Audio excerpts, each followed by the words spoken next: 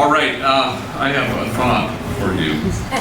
So here's the thing. Lately, you know, we all feel kind of anxiety, maybe fear, maybe in the city, and people are frightened. You know, there certainly is no migrant invasion, but we were sort of, you know, troops were sent, and there's certainly no migrant crime wave, we all know that, but troops were sent. And so there's a kind of a vague, everybody's talking about it, a vague anxiety, kind of a foreboding, like the dark cloud, you know. A poet, Mary Oliver, writes, "This is the first, wildest, and wisest thing I know, that the soul exists, and it is built entirely out of attentiveness." So the invitation is that the way to push back on anxiety is to embrace a kind of loving attention. It pulls you out of yourself, and all of a sudden you go, wow, those dark clouds are gone. You know, so for 41 years it's been the privilege of my life to walk with gang members. During that time, I've had to bury a lot of human beings who were killed for no reason at all.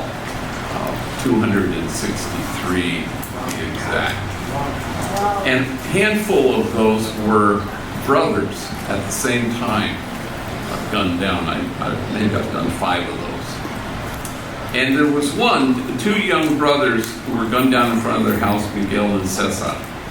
And parents decided to have the funeral kind of far away, like Rialto, away from the body. People do that sometimes. They just don't want to be near anything.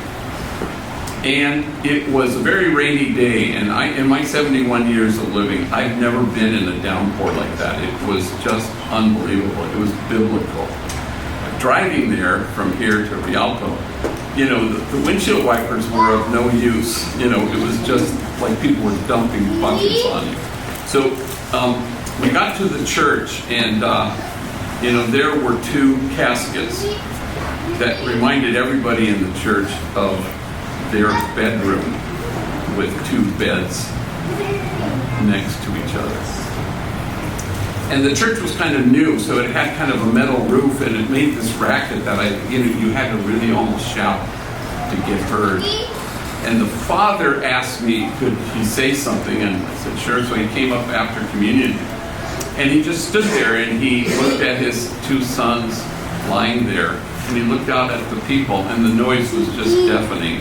And he points to the roof, and in Spanish he says, "Los cielos están llorando." The heavens are crying. And then he continued in Spanish, and he said, "Do not waste 1 minute of your life in doing anything other than paying loving attention to your kids. You do not have time to waste on aquí mando yo." You know, he said, you know, I run this house, I'm in charge. You don't have time for that. Your kids are loaned to you, and they'll go back to God. And so you cannot waste a single day without being attentive and loving. And he just kept saying, pay attention, pay attention.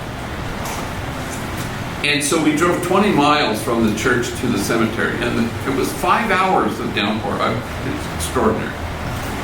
Until we got to the cemetery, and it almost on cue, as all of us opened the doors of our cars to go to the gravesite, it ended.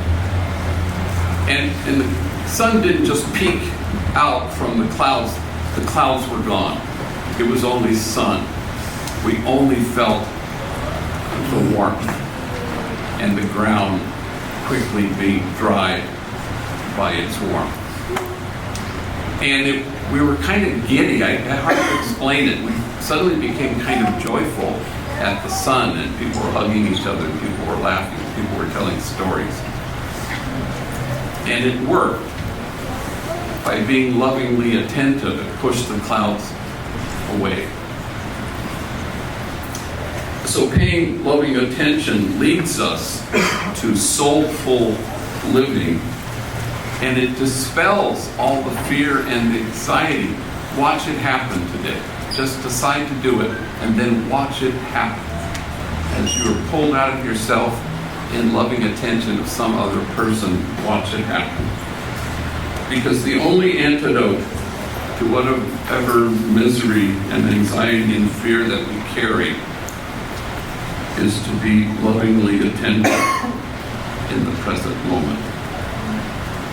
For this is the first, wildest, and wisest thing I know, that the soul exists, and it is built entirely out of attentiveness. So let's pay attention today with great love.